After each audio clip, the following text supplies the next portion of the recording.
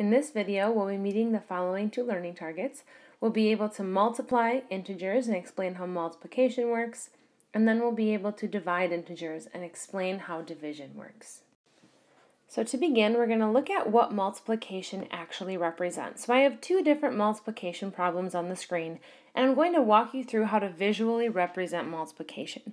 So what multiplication here says is 8 times 4, but what this really means is you have 8 groups of 4. So let's draw that out. We have 1, 2, 3, 4, 1, 2, 3, 4, 1, 2, 3, 4, 3, 4. So there's 4 groups of 4, 6 groups of 4, and 8 groups of 4.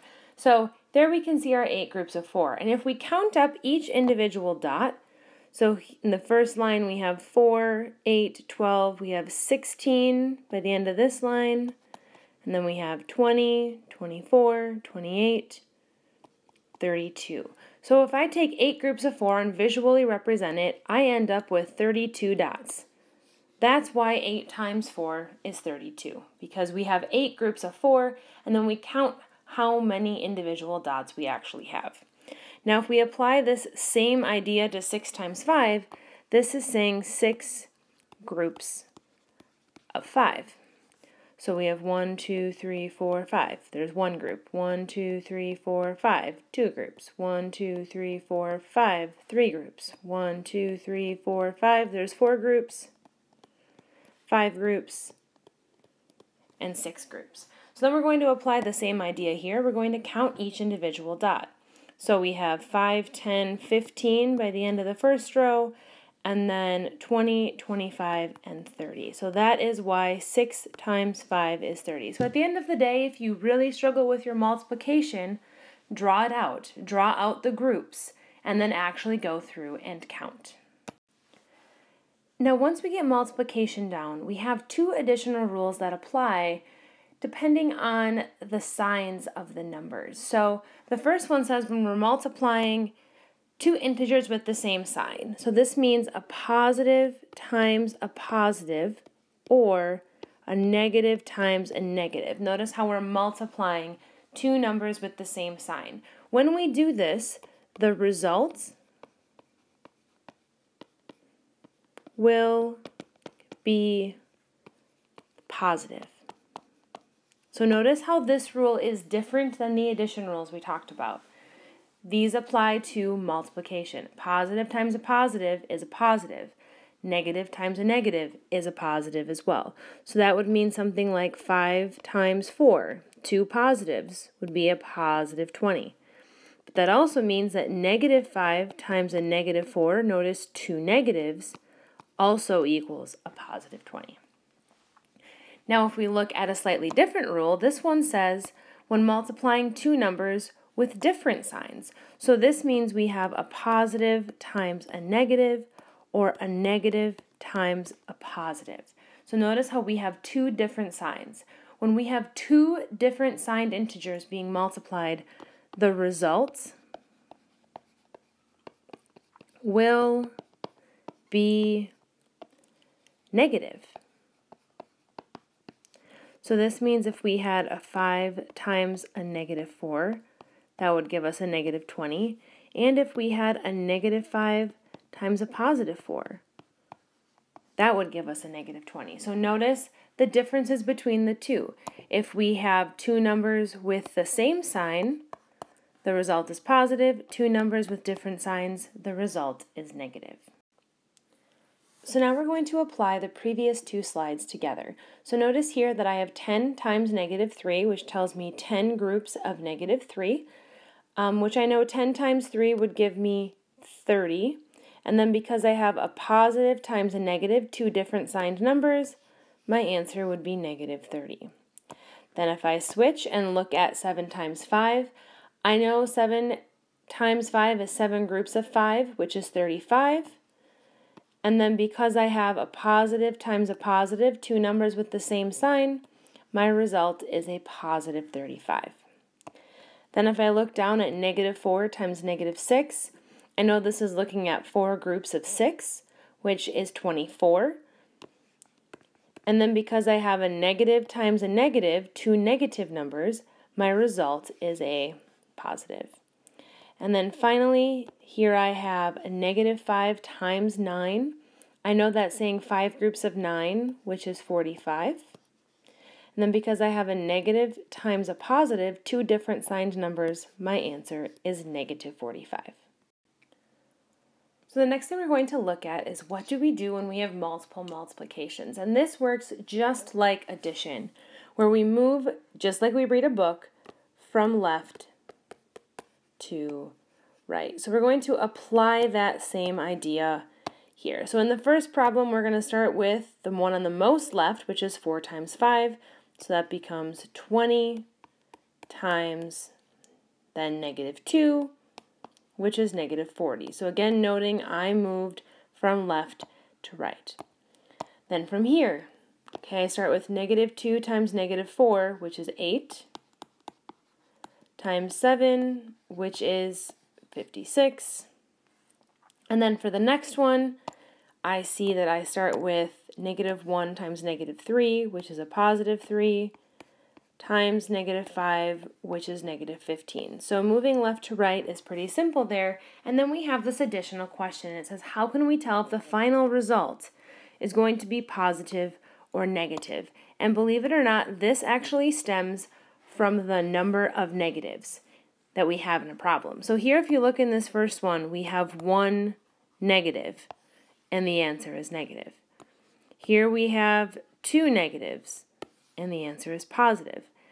Here we have 3 negatives, and the answer is negative. So the important thing to note is that if we have an odd number of negatives, the result is negative. And then if we have an even number of negatives, the result will be positive. So you can use that as a check as you go through. If I have an odd number of negatives in the problem and I'm multiplying, the answer will be negative. If I have an even number, the answer will be positive. So now we're going to jump in and look at what does division actually represent in a problem. So here I have 2 different problems, and we're going to break it up into visual representations for you. So here we have 8 divided by 4. And what this is saying is take 8 and divide it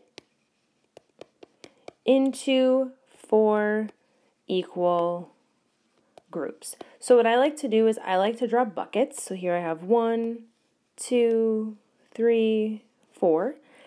And then I like to divide the 8 evenly into those buckets. So I'll just start counting. 1, 2, 3, 4, 5, 6, 7, 8. So 8 divided evenly into 4 buckets gives me 2, and this is essentially pieces per bucket or pieces per group. So when you're dividing, you're actually saying, okay, if I take 8 and divide it into 4 groups, how many will be in each group? The answer is 2. Now if we apply the same concept down here, we're taking 35 and we're dividing it evenly into 5 groups. So I'm going to draw that out here. And then you can see, okay, 1, 2, 3, 4, 5, 6, 7, 8, 9, 10, 11, 12, 13, 14, 15, 16, 17, 18, 19, 20, 21, 22, 23, 24, 25, 26, 27, 28, 29, 30, 31, 32, 33, 34, 35. So when I take that 35 and divide it evenly into 5 groups, I find out that I have 7 pieces in every group, which is why the result is 7. So once we know how to divide, we then can apply 2 additional rules that allow us to divide with signed integers. So here, dividing rules, the really nice thing about them is they are the exact same as multiplication. So they share rules. So just like multiplication, when we're dividing 2 integers with the same signs, we have a positive divided by a positive, or a negative divided by a negative. The results will be positive. So that means if we had something like 20 divided by 5, the answer is 4. Or negative 20 divided by negative 5, the answer is again 4. So same sign with division with those two numbers means that the result will be positive. Then when looking at dividing two integers with different signs, so that means a positive divided by a negative or a negative divided by a positive, the results will be negative. So that means if we had 20 divided by negative 5, because we have a positive and a negative, the result is negative. Or if we had negative 20 divided by a positive 5, because we have a negative and a positive, the result would be negative. So now we're going to take those division rules and apply them to the problems we see on the screen. So the first problem that I see is 33 divided by negative 3. And I know 33 divided into 3 groups would produce 11 items per group, and because I have a positive and a negative number, my result is negative. The next one, I know that the division sign looks a little different, but this is just a different way of writing division. Here I have negative 40 divided by 8, which means I'm taking 40 and dividing it into 8 groups, which means 5 items per group. And because I have a negative and a positive, my result is negative. Then here I have 28 divided by negative 4. Well, 28 divided into 4 groups is 7 pieces per group. I have a positive and a negative, which means my result is negative. And then here I have negative 30 divided by negative 15, which is 30 divided by 15 is 2. And because they both have the same sign, my result is positive. The last thing we're going to look at is what we do if we have multiple divisions. And just like we saw with multiplication, we are going to move from left to right just like we read a book. So here we have 20 divided by 2, which is 10. 10 divided by negative 2 is negative 5. And then go to the next one. Negative 40 divided by negative 10 is 4. Divided by 2 is 2. Negative 36 divided by negative 6 is 6. Divided by negative 3 is a negative 2. And then this final question here, again, is just like multiplication. How do we know if the final result will be positive or negative?